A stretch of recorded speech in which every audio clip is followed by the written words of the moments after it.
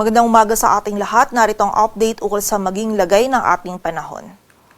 Kagabi ng alas 8, yung mga kaulapan na minomonitor natin dito sa kanluran ng Luzon ay isinangganap na low pressure area. Huli itong namataan sa layong 640 kilometers kanluran ng Iba, Zambales. So nasa labas po ito ng ating area of responsibility and sa kasalukuyan po mababa pa yung chance nito na maging bagyo within the next 24 hours. But for now po, nakikita natin na yung trough or extension nito ay magdudulot ng mga pag-ulan sa malaking bahagi ng Northern at Central Luzon. And ito pong mga pag-ulan nito na dulot ng trough ng LPA ay magpapatuloy po hanggang bukas. Samantala, ang southwest monsoon o habagat naman ay patuloy pa rin nakakaapekto sa Southern Luzon at Visayas at magdadala pa rin ito ng mataas na tsansa ng mga pag-ulan, pagkilat at pagkulog lalong-lalo na dito sa kanluran ng Southern Luzon at Visayas. So patuloy pa rin pong pag-iingat sa posibilidad ng mga pagbaha at pagguho ng lupa. Samantala,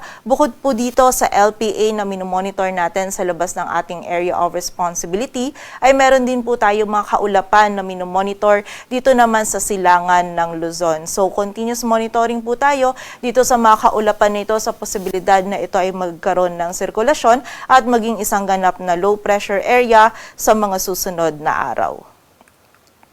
At ayon nga dito sa ating latest tropical cyclone threat potential, may kita po natin itong nasa kanluran ng Luzon. Ito na po ngayon yung low pressure area na minomonitor natin ngayon sa labas ng ating area of responsibility. Hindi po natin nakikita na papasok ito sa loob ng PAR and generally magiging west-northwestward po or northwestward ang pagkilos nito palayo sa anumang bahagi ng ating kalupaan. But muli po, yung trough or extension nito ngayon maging hanggang bukas ay magdudulot pa rin po ng mga pag-ulan sa malaking bahagi ng northern at central Luzon. Samantala, yung mga kaulapan din po na nabanggit natin kanina, posibleng ito po naman po yung nandito sa may silangan ng Luzon. At kung magkaroon man po ito ng sirkulasyon, ay posible po itong makaapekto dito sa may silangan ng Northern Luzon, maging sa area din ng extreme Northern Luzon by early next week. But for now po, wala pa po tayong nakikitang sirkulasyon,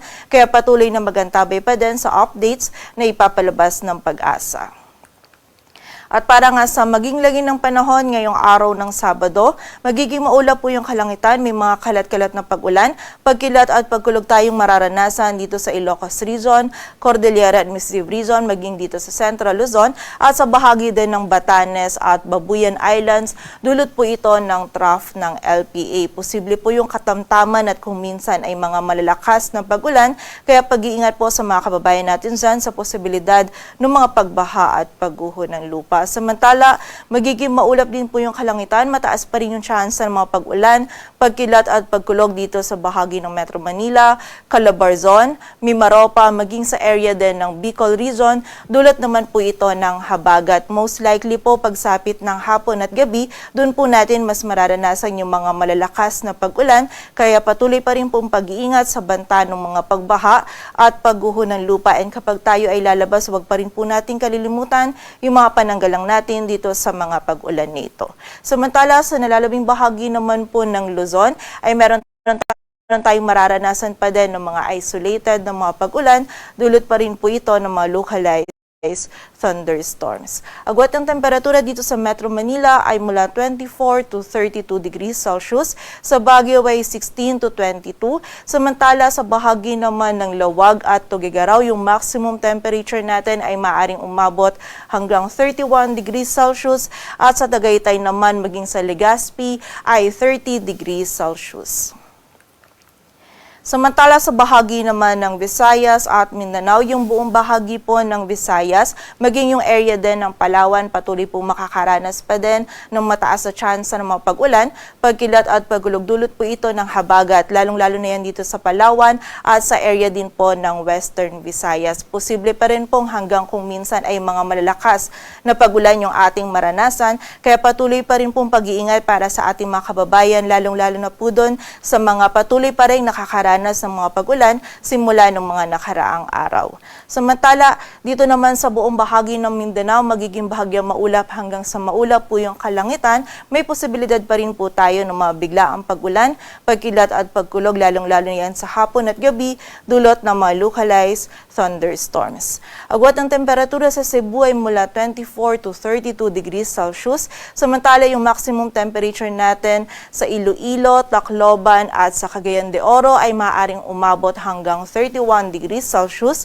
Samantala sa Zamboanga naman at sa Davao ay 32 degrees Celsius at dito naman sa Kalayaan Islands at Puerto Princesa, ang temperatura natin ay mula 25 to 30 degrees Celsius.